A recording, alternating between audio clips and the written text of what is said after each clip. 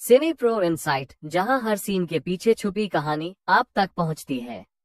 चलिए शुरू करते हैं। कहानी की शुरुआत में हम एक अमेरिकन फुटबॉल मैच को देखते हैं, जहां पर वीआईपी स्टैंड्स में निकी नाम का एक आदमी अपनी गर्लफ्रेंड जेस के साथ आराम से बैठा हुआ था। मैच चल रहा था, लेकिन निकी का ध्यान गेम से ज्यादा क्राउड के ऊपर था। उसने एक खूबसूरत लड़की को सीट से उठकर जाते हुए देखा और उसी वक्त उसके दिमाग में एक खुराफाती आइडिया आया। उसने जेस के साथ एक छोटी सी शर्त लगाई कि देखते हैं कितने लोग उस लड़की को पलट कर देखेंगे। वहाँ बैठे हुए एक आदमी लिऊ यान ने कहा कि मुझे भी इस शर्त में हिस्सा लेना है, जिसके लिए निकी मान भी गया। सबने मजाक में $10 की शर्त रखी और काउंटिंग शुरू कर दी। जब लड़की स्टैंड से बाहर निकल गई तो आखिर में पूरी गिनती आई कि 7 लोगों ने उसे पलट कर देखा। इस शर्त में जेस ने सबसे पास का नंबर गेस किया था, इसीलिए वो शर्त जीत गई। लिऊ यान ने बिना किसी झिझक के पैसे दे दिए और फिर अगला राउंड शुरू करने को कहा। इस बार शर्त ये थी कि अगला फाउल कौन करेगा। जेस ये कहकर बाहर हो गई कि मुझे इस गेम की कोई नॉलेज ही नहीं है, लेकिन निकी शर्त पर कूद पड़ा और उसने $1000 की शर्त लगाई। सीटी बजते ही रेफरी ने फाउल का सिग्नल दिया और निकी ने जिस टीम पर दाव लगाया था वो सही निकला। उसने शर्त जीती और पैसे अपने पॉकेट में डाल लिए। लिऊ यान शर्त हारने के बाद भी और ज्यादा एक्साइटेड हो गया। उसने कहा कि अब की बार $5000 की शर्त लगाते हैं। इस बार का सवाल ये था कि अब की बार वो बॉल को पास करेंगे या उसे लेकर दौड़ेंगे। निकी 5000 का दाव खेलने में थोड़ा हिचकिचा रहा था, लेकिन आखिरकार वो मान ही गया। लिऊ यान ने गेस किया कि वो भागेंगे और निकी ने कहा कि पास करेंगे, और सीटी बजते ही प्लेयर ने सच में बॉल लेकर दौड़ लगा दी, जिस वजह से निकी अब $5000 हार गया। अब निकी ने डिसाइड किया कि कोई बात नहीं, 5000 हार गए अब बंद करते हैं, और उसने जेस से कॉफी पीने चलने को कहा। लेकिन लिऊ यान ने जिद पकड़ ली। उसने कहा कि तुम वीआईपी लाउंज में बैठे हो, पैसा तो है तुम्हारे पास, $5000 से क्या होता है, एक और बाजी खेलो, इस बार $10,000 की। और आखिरकार निकी मान ही गया। और अब सवाल था कि ये प्लेयर अगला पास सही तरीके से कामयाब कर पाएगा या नहीं। निकी ने प्रेडिक्ट किया कि हाँ, पास दे देगा ये, लेकिन दूसरी टीम ने पास को बीच में ही रोक लिया। अब निकी $15,000 हार चुका था। पैसे निकालते हुए निकी थोड़ा परेशान हुआ।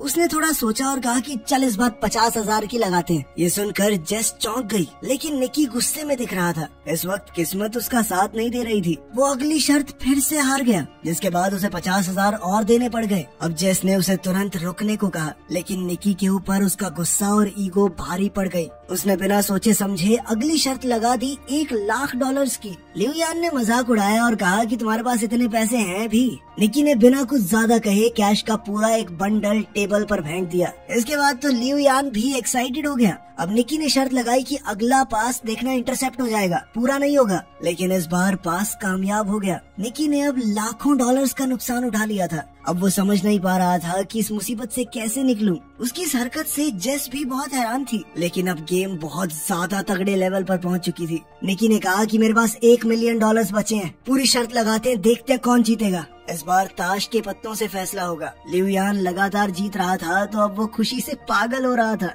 उसने निकी को एक एटीएम मशीन की तरह देखना शुरू कर दिया। लिऊ यान ने अपना पत्ता निकाला, जो थी 5 की पंजी। निक को अब बस 5 से बड़ा पत्ता निकालना था। जीतने का चांस काफी ज्यादा था। निक ने पत्ता उठाया और बहुत ही कॉन्फिडेंस से पलटा, लेकिन उसकी तो तिग्गी निकली, तिग्गी। ये देखकर तो जेस तुरंत ही कुर्सी से नीचे गिर गई।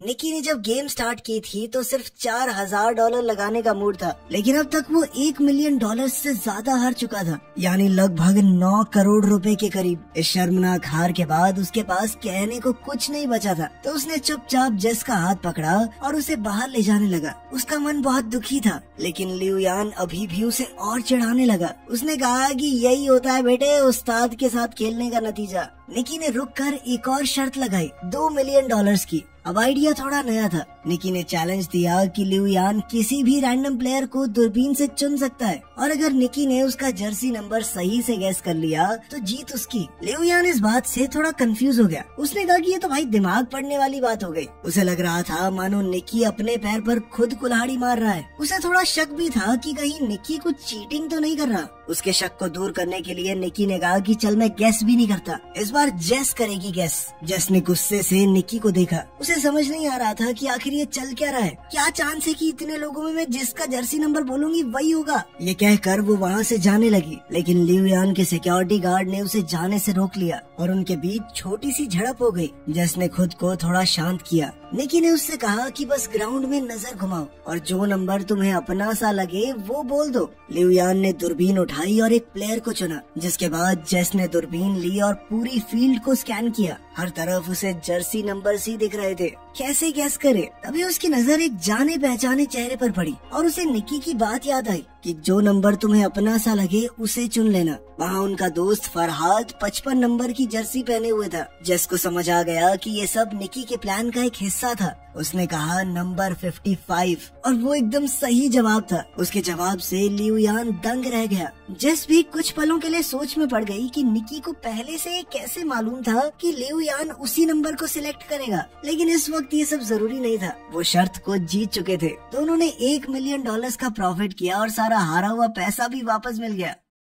2 बड़े कैश से भरे हुए बैग लेकर वो स्टेडियम से बाहर निकल गए। कार में निकी ने जेस को बताया कि ये सब कुछ उनके प्लान का हिस्सा था। वो लिऊ यान को काफी समय से ट्रैक कर रहे थे। दरअसल लिऊ यान हाई सोसाइटी में अपनी जुआ खेलने की बुरी आदत के लिए मशहूर था। उसके सामने कोई कुछ भी शर्त लगाए वो कूद पड़ता था। निकी की टीम ने ये पूरा प्लान बनाया था। जैसे ही लिऊ यान ने अपने होटल रूम से बाहर कदम रखा, उसके सबकॉन्शियस माइंड में नंबर 55 डाला गया। सिक्योरिटी गार्ड के लेबल पिन में भी 55 लिखा था। स्टेडियम के रास्ते में साइन बोर्ड्स पर भी वही नंबर था और उन्होंने उसे सिर्फ ये नंबर दिखाया नहीं बल्कि सुनाया भी। मैच देखने आते वक्त उन्होंने लिऊ यान की गाड़ी में एक गाना चलवाया था जिससे उसे बार बार 55 नंबर का हिंट मिले। उस गाने में 124 बार 55 जैसी आवाज निकल रही थी, जिस वजह से लिऊ यान का दिमाग बार बार उस नंबर की तरफ खिंचा जा रहा था। साथ ही उसे फरहाद की एक फोटो भी दिखाई गई थी, जिससे वो एक विजुअल मेमोरी बन गई। जब वो दूरबीन से देख रहा था तो उसका दिमाग नेचुरली नंबर 55 की तरफ गया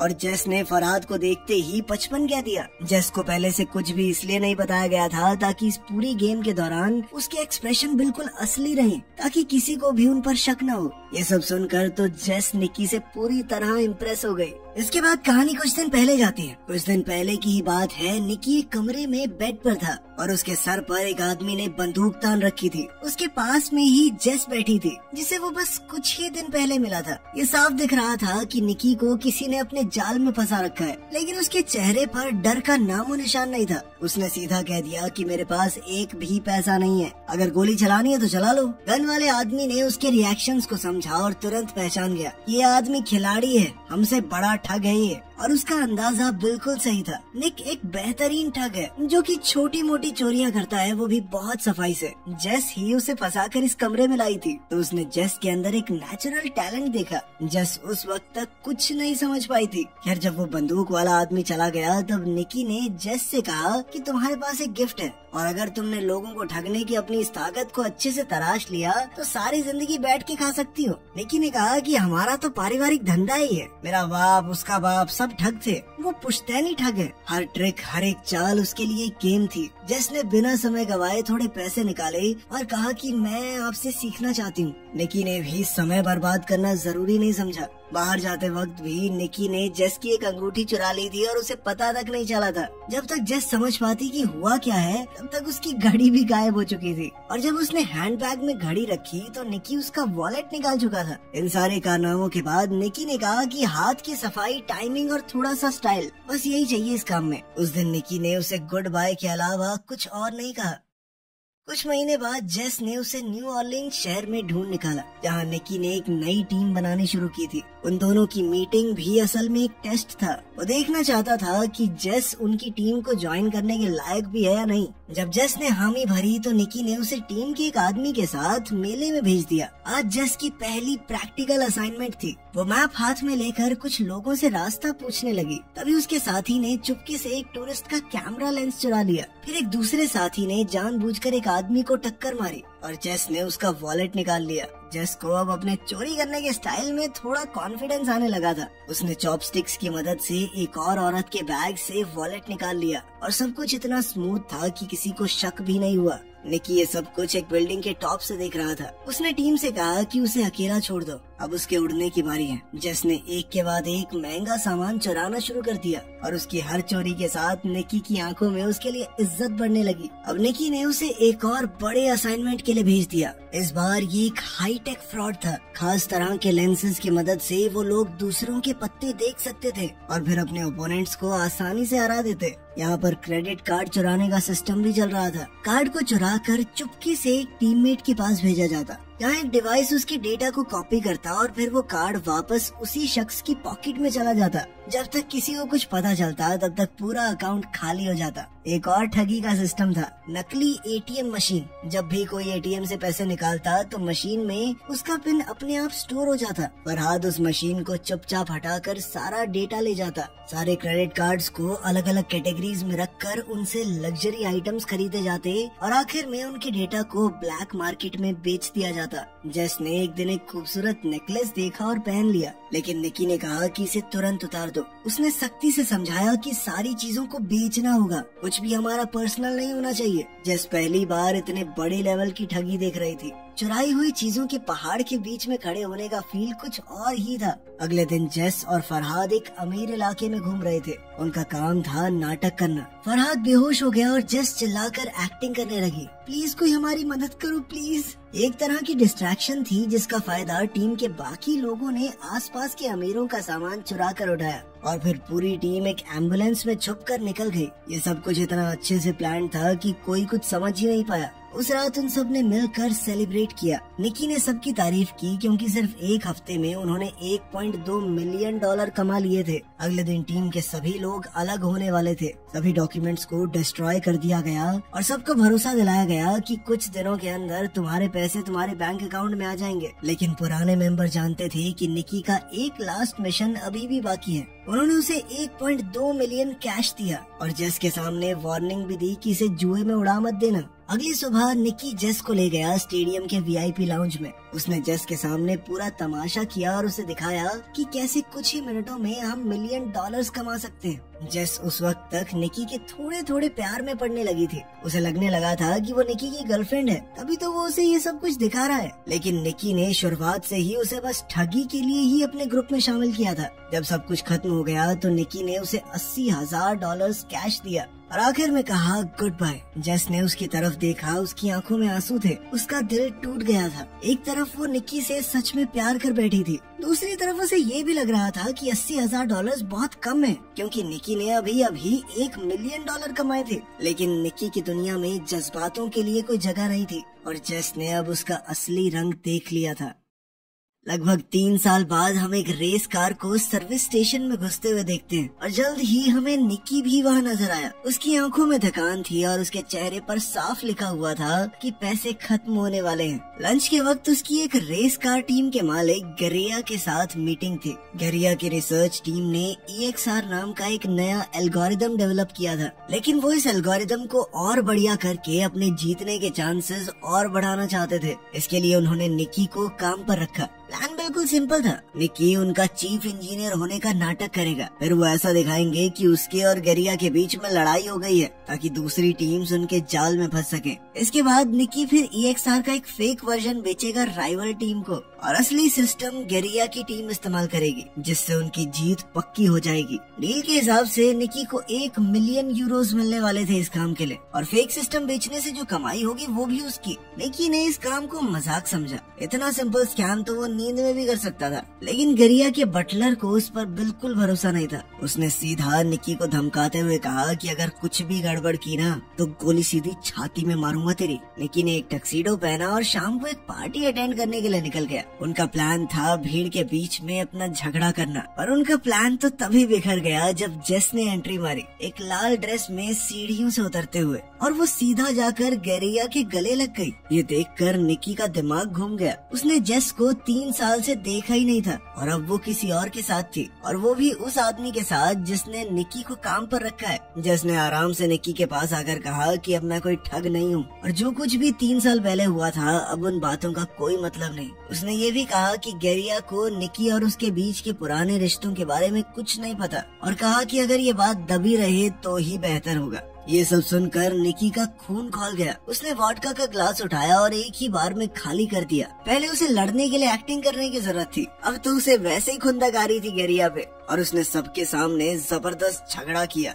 ये ड्रामा राइवल रेसिंग टीम को बहुत पसंद आया। जल्द ही सिक्योरिटी ने उसे पार्टी से निकाल दिया, लेकिन अब राइवल टीम का बिजनेस कार्ड उसके हाथ में आ चुका था। अगली सुबह निकी मैक्लारेन टीम के मालिक से मिला। उसने सीधी बात की कि 3 मिलियन यूरोस लगेंगे, EXR सिस्टम बेचना चाहता हूँ मैं। रेस कार के मालिक के पास पैसों की कमी नहीं थी, तो मोल भाव की जरूरत ही नहीं पड़ी। उन्होंने तुरंत ट्रैक को टेस्ट किया और रिजल्ट देखकर मालिक का चेहरा खिल गया। निकी ने भरोसा दिलाया कि 48 घंटे में पूरा सॉफ्टवेयर मिल जाएगा। दूसरी तरफ जेस सड़क पर फरहाद से मिली। फरहाद को निकी ने भेजा था। उसने जेस को बताया कि 3 साल पहले निकी का चले जाना जरूरी था, उनके पास कोई चॉइस नहीं थी। उसने कहा कि निकी अब भी जेस से प्यार करता है। फरहाद ने एक बक्सा जेस को दिया, जिसके अंदर वही नेकलेस था जो जेस को पसंद आया था। इस बात की कोई गारंटी नहीं थी कि वो असली है या नकली, लेकिन उस बात से फर्क नहीं पड़ता था। उस नेकलेस को देखकर जेस का मन पिघल गया। जेस के मुंह से तो ये निकला कि वो निकी पर भरोसा नहीं कर सकती, लेकिन उसकी आंखों में कुछ और ही लिखा था।